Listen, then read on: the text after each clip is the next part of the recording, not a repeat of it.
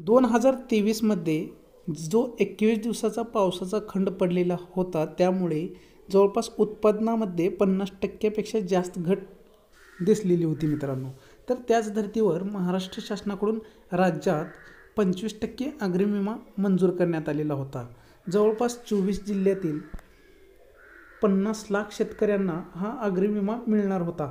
जवळपास यासाठी निधीची सुद्धा तरतूद करण्यात आलेली होती. जवळपास 2206 कोटी इतका निधी अग्रिम नुकसान भरपाईपोटी शेतकऱ्यांना मिळणार होता.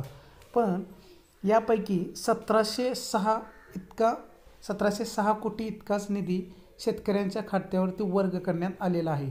त्यापासून जवळपास 500 कोटी अजूनही निधी हा विमा कंपन्यांकडून शेतकऱ्यांना अजूनही मिळालेला नाही. त्यामध्ये जे जिल्हे आहेत मित्रांनो, त्यांचं मी तुम्हाला सांगणार आहे प्रमाण कसं आहे. जवळपास नांदेड जिल्ह्यामध्ये सर्वाधिक शेतकरी आहेत ज्यांना अजूनही हा 25% अग्रिम विमा मिळालेला नाही. त्याच खालोखाल छत्रपती संभाजीनगरमधील शेतकऱ्यांचा नंबर लागतो. पण अजूनही भविष्यात हा 25% निधी शेतकऱ्यांना नेमका कधी मिळेल याबाबतही अजूनही स्पष्टता झालेली नाही. अजूनही अनिश्चितताच आहे मित्रांनो. तर संबंधित जिल्हाधिकाऱ्यांनी विमा कंपन्यांना आदेश देऊनही, अधिसूचना काढूनही संबंधित विमा कंपन्या शासनाच्या आदेशाला केराची टोपली दाखवत आहेत. हे या राहिलेल्या 500 कोटी रुपयाच्या निधीवरून समजतं. पुढे बघायला गेलं तर आधारला बँक खात्यासोबत लिंक नाही हे कारण दाखवून सुद्धा जवळपास 68 कोटी शेतकऱ्यांना हा 25% अग्रिम विमा कंपन्यांनी नाकारलेला आहे. म्हणजे या 13 लाख शेतकरी जे या विम्यापासून वंचित राहिलेले आहेत, त्यापैकी 1.5 लाख शेतकरी हे आधारला बँक खातं संलग्न नाही या कारणामुळे वंचित राहिलेले आहेत. आणि 1000पेक्षा कमी अग्रिम मिळणाऱ्या शेतकऱ्यांची संख्यासुद्धा 1 लाखाच्या घरात आहे. म्हणजे त्यांना हा 25% जो अग्रिम विमा आहे त्याची रक्कम जवळपास 1000च्या आतच आहे.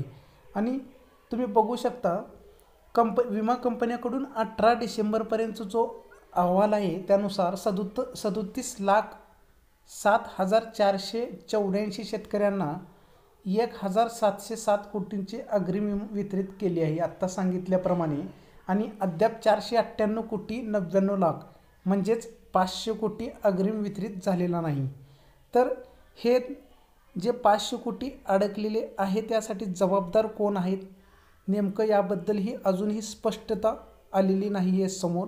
आणि शेतकऱ्यांना सुद्धा हा 25% अग्रिम विमा दिवाळीच्या अगोदरच मिळणार याबाबत शासनाकडून जाहीर करण्यात आलेले होते. पण शासनाच्या आदेशाचं संबंधित विमा कंपन्या पालन करत नाहीत हे या अहवालावरून स्पष्ट होतं. लवकरात लवकर शेतकऱ्यांना हा 25% अग्रिम विमा मिळावा ही अपेक्षा आहे.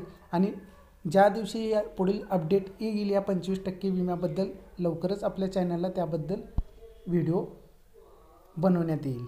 धन्यवाद.